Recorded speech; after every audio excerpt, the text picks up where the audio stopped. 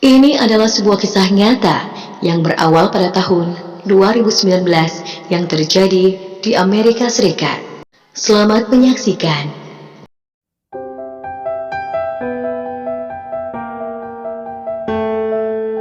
Sosok yang satu ini sangat sering menjadi sorotan di media sosial Amerika. Ia adalah seorang hakim yang dinilai sangat bijaksana dalam memutuskan sebuah perkara. Ia bernama Frank Caprio, seorang hakim kepala di kota Providence, negara bagian Rhode Island, Amerika Serikat. Frank kerap mencuri perhatian media karena cara ia mengambil keputusan tidak seperti hakim kebanyakan.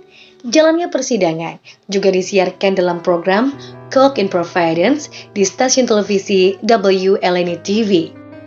Program ini merupakan acara reality show yang menayangkan secara sungguhan jalannya persidangan di sebuah pengadilan. Salah satu persidangan yang mencuri perhatian dan membuat haru pernah terjadi. Dalam video yang diunggah di channel YouTube Court in Providence pada tanggal 1 Agustus tahun 2019 yang lalu, video itu telah menampilkan seorang kakek berusia 96 tahun bernama Victor Coela sedang menjalani sebuah persidangan. Victor ternyata didakwa telah melanggar aturan tentang batas kecepatan mengendara di zona aman sekolah. Kasus Coela dipimpin langsung oleh Hakim Kepala Frank Caprio. Dalam persidangan, Victor sempat membantah tuduhan kepadanya.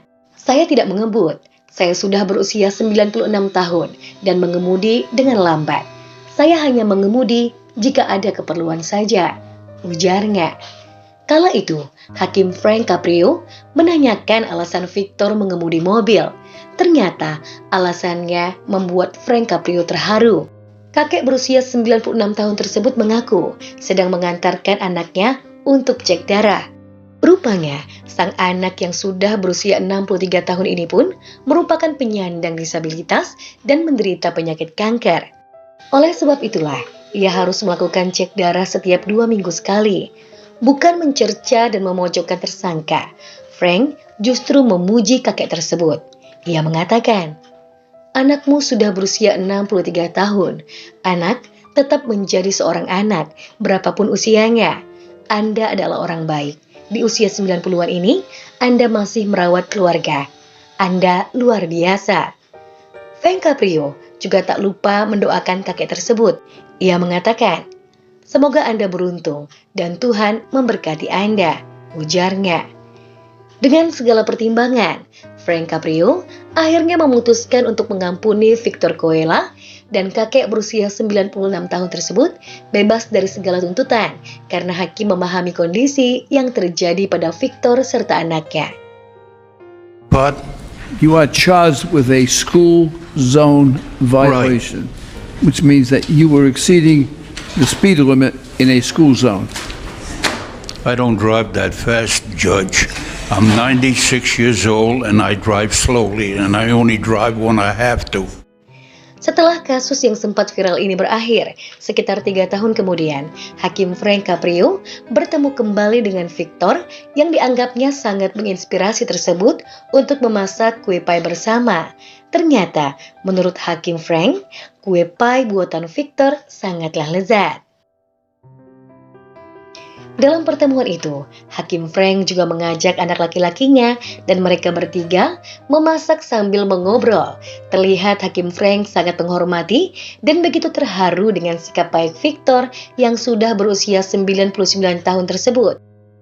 Hakim Frank Caprio yang dikenal karena humor dan juga belas kasihnya ini pun mengumumkan berita yang cukup mengejutkan publik.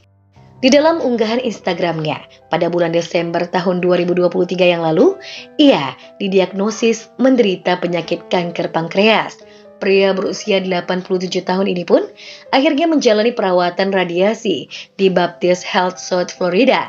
Selain itu, ia pun telah pensiun dari acara yang telah membesarkan namanya itu.